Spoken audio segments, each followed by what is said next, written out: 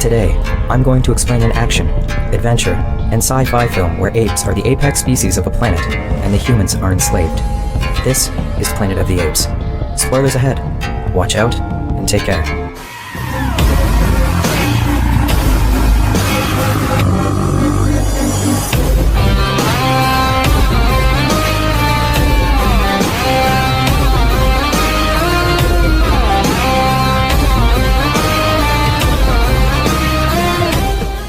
The group is nearing Kalima. The apes believe that Kalima is where their creation began and where the first of their kind, 𝒐𝒆, will be brought back to life. Ari, however, is skeptical over these religious stories.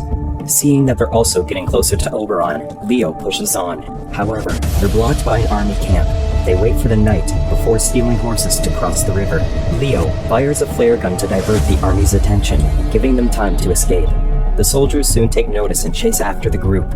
Leo breaks their camp and sets tents on fire too, alerting the tar.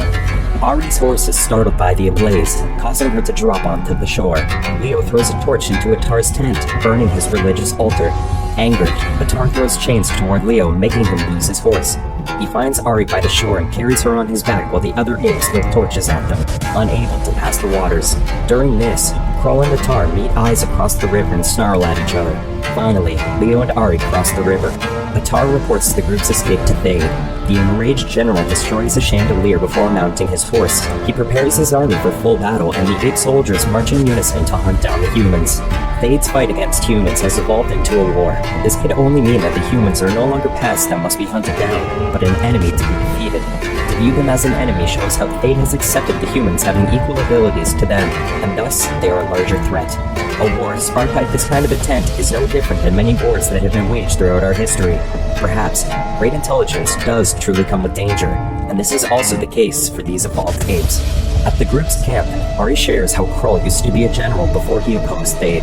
He mentored Atar, but after �𝒆 ruined his career, they became enemies. Upon seeing Diana's eye on Leo, Ari tells the man that the other three humans believe that he will save them from this planet, but Ari knows Leo only wants to go home. The next day, the group reaches Oberon, but it's in ruins. Leo desperately searches for his crew inside, finding it empty.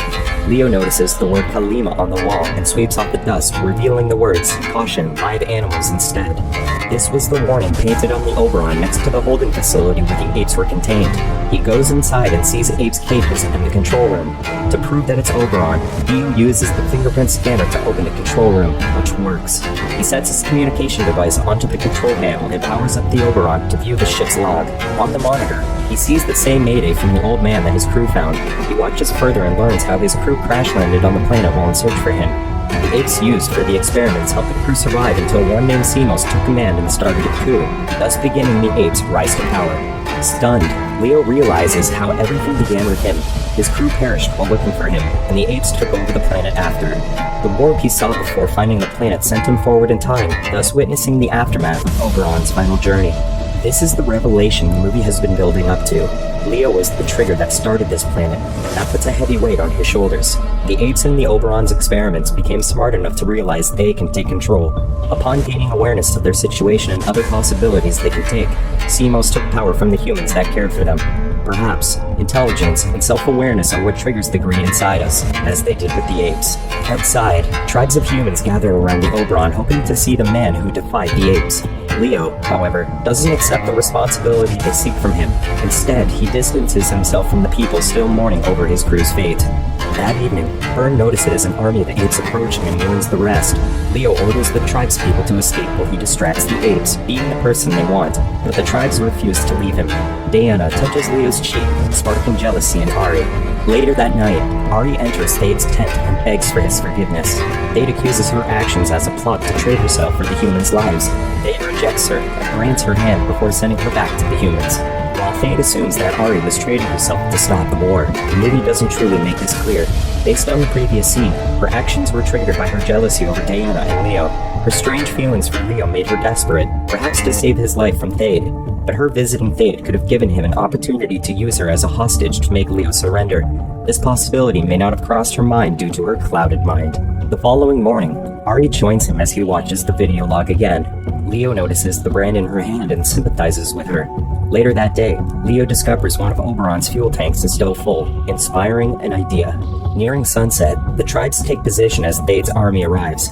Burn rides a horse to the front lines despite being ordered to join the tribes.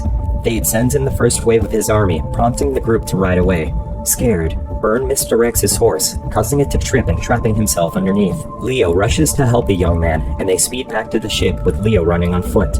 The apes on his trail get close to the Oberon, and Leo triggers an explosion using the last fuel tank. The first wave of soldiers is thrown off by the blast, and the humans charge forward, attacking the injured apes one by one. Furious, Thade charges with the rest of his army. As the two armies collide, the area is filled with chaos. Ari spots Diana getting outnumbered and saves her. After finding a safe spot, Diana notices the mark on Ari's hand. Meanwhile, Atar and Krull come face to face in a heated battle. Krull is overpowered and defeated. Thade picks off the humans easily until he spots Leo. He tosses Leo and proceeds to beat the man until an explosion from above stops the war. From the sky, a shining light shoots down, revealing Pericles' pod. The pod descends into the middle of the battlefield, leaving everyone stunned. The apes bow before Pericles, believing him to be their ancestor Semos. Pericles' descent stopping the war symbolizes how the apes also have strong religious beliefs. They stop their actions against their enemy to bow to a figure whom they believe is their ancestor reincarnated. Their evolved minds also sought a higher power beyond their understanding, much like how we humans believe in our religion. Ironically, in our world, some have used religion to spark many wars instead of stopping them. In this scene, we see how quickly war can be calmed by a symbol of hope. Leo slowly makes his way to the pod to reunite with his old friend. Leo carries a bag from the ship with a gun inside, but Pericles recognizes the Oberon and rushes in. The distraction allows Thade to attack Leo. Ari runs to his aid but is easily thrown off. Leo grabs his bag and heads inside the ship. Thade throws him forward and beats him. Pericles comes to rescue the human and Thade pushes him hard, causing Pericles to hit the wall. Leo grabs the gun and shoots Thade on the shoulder, destroying his armor. Thade knocks the gun out of Leo's hand and it flies into the control room. Before Leo can run to it, Thade beats him down and grabs the gun instead. Thade examines the weapon, enticed by the power it brings. Leo raises his hand in surrender while slowly making his way to the control room. Atar arrives at the scene just as Thade points the gun at Leo. He pulls the trigger but Leo closes the bulletproof door, making the bullet bounce around the control room. Thade bangs on the door helplessly and commands Atar to kill Leo. Leo turns to Atar, revealing how humans and their intelligent apes who arrived on the planet first helped each other until Semos took control. Atar chooses Leo's side, leaving Thade to beg Ari instead. She simply reveals the mark he branded her as a reply. Trapped and outnumbered, Thade rages out inside the control room and continuously fires at the door until finally, he hides under the control panel in fear and surrender. Leo finds Pericles inside his old cage, injured. Pericles was only part of the Oberon's experiments, but he meant more to Leo, and not to the people and apes on this planet. During his time on the Oberon, he was trained and cared for, yet many may argue that he was still a test subject to his cage when the scientists didn't need him. To Pericles, however, it seemed that his cage was like a home. While he was scared, he ran inside the Oberon and struggled back in his cage to rest, like how a human retires to bed. This shows a different perspective on the Oberon's experiments on the apes. Outside, the fallen humans and apes are buried in unmarked graves, allowing every one of them to be mourned. Limbo plays with Pericles' pod, activating it. Leo discovers that the pod still works and has a record of the storm's coordinates, giving him hope of returning to Earth. Ari tries to convince him to stay, but Leo has made his choice. After bidding Ari and Diana goodbye, Leo hops into the pod, leaving Pericles in Ari's care. Both humans and apes watch as the pod disappears into space. Leo finds the electromagnetic storm and drives into it, successfully traveling back in time. He locates the planet Earth and makes his way back home. As soon as he enters the atmosphere, air traffic control warns him to abort. Leo crash lands in front of the Lincoln Memorial. He approaches the monument of Abraham Lincoln, only to find that it is changed into a monument for General Thade. Police cars arrive, ridden by apes in uniform who corner and arrest him. The ending of this movie left many audiences scratching their heads. It attempted to copy the twist ending of the 1968 film with the same name, yet the lack of information on how Thade's influence reached Earth has viewers confused. As we've seen, Leo was the origin of this planet's fate. After he went to search for Pericles, the Oberon ship went to search for him. The electromagnetic storm that allowed time travel acted like a vortex. Therefore, when Pericles went into the storm first, he came out last. The Oberon, being the last to enter the vortex, had them exiting the time warp first, thus sending them earlier in the timeline. The crew members attempted to survive on the planet with the help of the intelligent apes they have trained, but when one ape, 𝒐𝒆, realized that they could take control, the apes turned on the caretakers and claimed absolute power. The human tribes on this planet are descendants of the crew, while the ape society fabricated the stories of how 𝒐𝒆 was the first ape. The dusty walls of the Oberon led them to naming their origin Kallima, which became the center of their religion. Leo was sent further into the timeline, which sparked the events of the movie.